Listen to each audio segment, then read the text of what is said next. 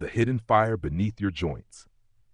It always begins in silence, a stiffness in your fingers when you wake, a dull ache in your knees as you rise, a tightening across your back that no stretch can truly release. You breathe through it.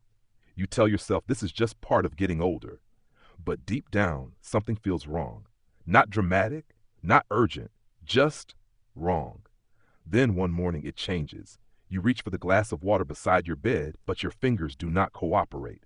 They lock. Your knuckles pulse with pressure. It is as if something inside is gripping you from within. And you wonder, is this the beginning of the end? Welcome to Buddha Story, where ancient wisdom meets the raw truth of our daily lives.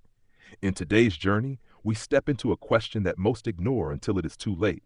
What if the very food you have been told is healthy is silently breaking you down? What if what you put on your plate is fueling the pain in your body and stealing your freedom, one bite at a time? This is not just another health tip video. This is a confrontation with what lies beneath our suffering, and by the end, you will see your meals, your choices, even your pain with new eyes. If this opening has sparked something inside you, we invite you to subscribe to Buddha Story. Let us walk this path of awareness together. Your support is what allows us to keep sharing messages that matter. Now let us begin where most refuse to look, at the plate. For generations, we have believed that pain is a consequence of aging, that to grow older is to surrender our mobility. But the teachings of the Buddha remind us, suffering is not always inevitable. Often it is maintained by ignorance, by clinging, by habit. I once met an elderly woman named Miriam who embodied this truth.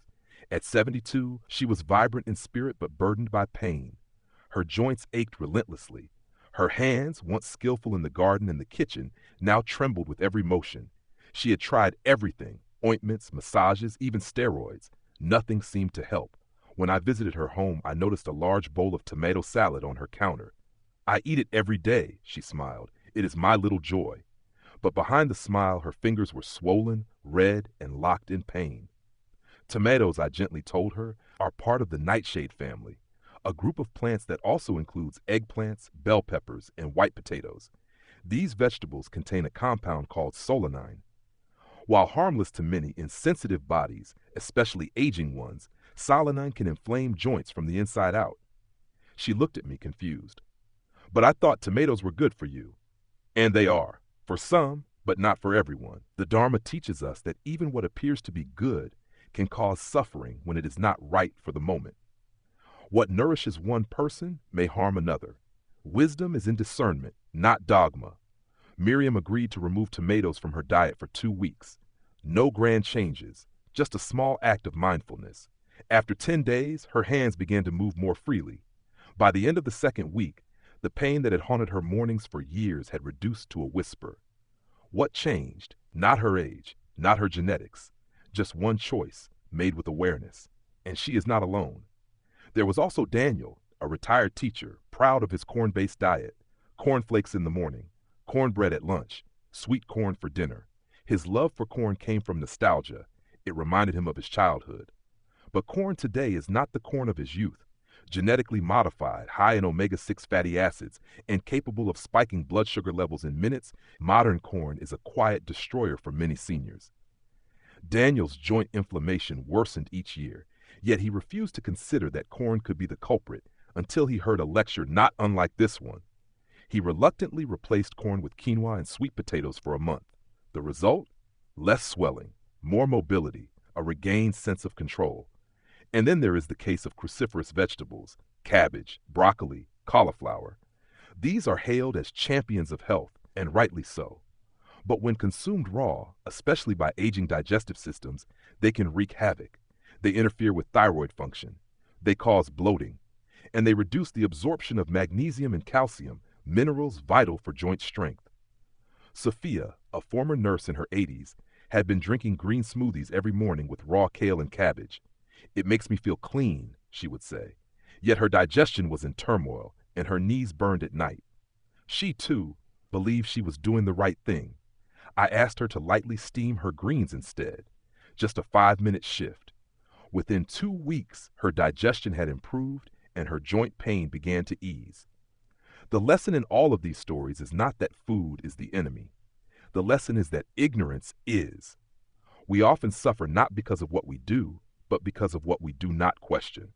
The Buddha once told the story of a man pierced by a poisoned arrow. Instead of pulling it out, the man demanded to know who shot it, with what bow, from what tribe. While he pondered these questions, the poison spread. The message was clear: act before you overthink. Remove the cause of suffering, then investigate.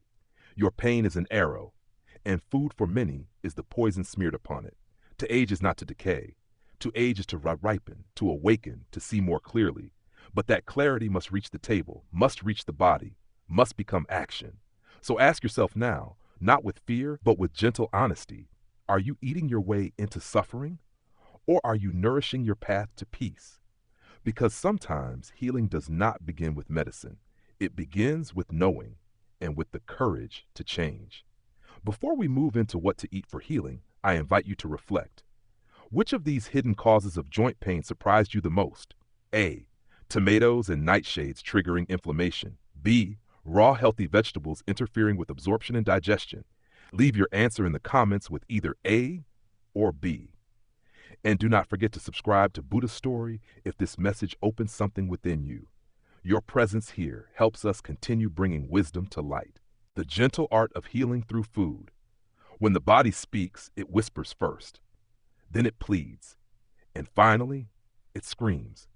For many people beyond 60, the scream is joint pain, a relentless reminder that mobility is no longer guaranteed, that something deep inside the body is breaking down. Yet what if we told you that your path to relief is not in the medicine cabinet, but in the warm, quiet space of your kitchen? After identifying the hidden triggers in your diet, the real transformation begins not with avoidance, but with reintroduction of foods that do not merely feed you, but truly heal you. In the teachings of the Buddha, there is no concept of eternal punishment. There is always a path out of suffering. And when it comes to your joints, the path leads through mindful nourishment. I remember an old friend of mine, Elijah, who once believed pain was a price to pay for survival. At 78, he had survived 2 surgeries, a failed business, and the loss of his partner. But it was the pain in his knees and wrists that wore him down the most. The body is rusting, he would joke, but his laughter was always followed by silence. One day, during a retreat in the countryside, we prepared meals together for the group. Elijah reached for raw spinach and added it generously to the salad bowl. I gently stopped him and suggested we lightly steam it instead. He raised an eyebrow. "Why ruin the crunch?" he asked. I explained that while raw greens are refreshing, the older gut struggles to extract their deep nutrients. Steam breaks down the harsh fibers and enhances absorption. When he tried it, he was skeptical. But 2 weeks later, his digestion had improved, and more importantly, his stiffness began to soften. This is the power of cooked leafy greens, kale, spinach, collard greens when prepared with care. They are rich in vitamin K, essential for preserving bone mass and cartilage. They carry magnesium and calcium, 2 minerals that act like oil for the joints. And when you gently heat them, their healing compounds become more accessible, more forgiving to the aging digestive tract. But healing requires more than greens. It requires balance, and nature, in her infinite wisdom, has provided us with the very antidotes to our modern inflammatory diets. Enter omega-3s, the quiet warriors against inflammation. Unlike their inflammatory cousins, omega-6 fatty acids, which exist abundantly in processed oils and modern corn-based foods, omega-3s soothe the fire in the joints. They act like rain on scorched earth, like silencing the mind after space. There was a man I once guided named Thomas, a retired engineer, precise and skeptical. He measured everything, including his own pain on a scale of 1 to 10 each morning. When I asked him to begin adding ground flaxseed to his breakfast, he laughed. "I do not believe in miracle seeds," he said, but I persisted. "A tablespoon a day," I told him. "That is all." He mixed it into his oatmeal, then forgot about it. 3 weeks later, he called me, not to say the pain was gone, but to say he had forgotten to measure it. That morning, for the first time in months, he had stood from his chair without calculation, without flinching. He realized healing is not always dramatic. Sometimes it is quiet, like moss returning to a cracked stone. Flax seeds, chia seeds, walnuts, and cold water fish such as salmon or sardines All of these bring back harmony to a body that has known only imbalance. They carry within them ancient oils that your joints recognize as nourishment, not threat. But there is one more ally on this path, and it is as old as the mountains of the East: turmeric. Turmeric, the golden root, has been used for centuries in both spiritual and physical healing. In the teachings of Ayurveda, it is the purifier. In Buddhist monasteries, it was often blended into warm teas to soothe the body before long periods of meditation. Yet modern science has caught up with what the ancients knew. The active compound in turmeric, curcumin, has anti-inflammatory power comparable to pharmaceutical drugs, without their side effects. But here is the key. Curcumin is only activated in the presence of black pepper, whose compound piperine enhances its absorption by up to 2,000%. I once met a woman named Clara, a retired literature professor, who suffered from frozen shoulder syndrome. Her nights were tormented by pain. She had read about turmeric and began sprinkling it into her soups and teas, but she saw no improvement.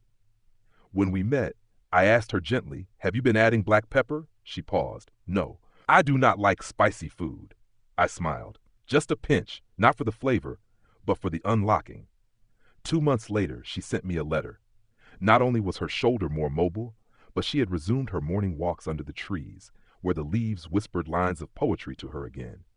This is what happens when food becomes a ritual, a sacred offering to your body, when turmeric meets pepper, when steamed greens meet quiet breath, when omega-3s meet intention. In Buddhism, we speak often of the middle way, not too rigid, not too indulgent. This same principle applies to the plate. It is not about avoiding all pleasures or obsessing over purity. It is about presence, awareness, asking, does this serve my healing? Does this bring me peace? The body, too, is a temple, and every meal is an offering to that temple. What you place inside either brings light to its halls or shadows to its corridors. The truth is, you are not powerless. Your joints are not condemned. Age is not your enemy. In fact, age brings the clarity that youth often ignores. The clarity to see that healing does not come in one dramatic change, but in thousands of gentle ones. Steam your greens. Add your flax. Stir in turmeric and pepper. But more than that, bless your food with awareness. Before each meal, pause. Look at your plate and ask, is this medicine or is this memory? Sometimes what we eat is only tradition, habit, longing. But your body does not live in the past. It lives in the present, and it asks you to meet it here.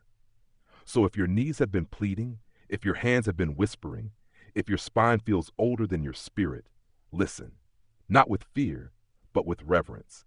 You do not need a perfect diet. You need a mindful one, one that honors not only the body you have, but the life you still want to live. Let your food become your prayer, your kitchen, your temple, your awareness, your liberation. And then as the pain begins to soften, you will realize it was not just about the joints. It was about learning how to care again, how to listen, how to heal. One meal, one breath, one loving choice at a time.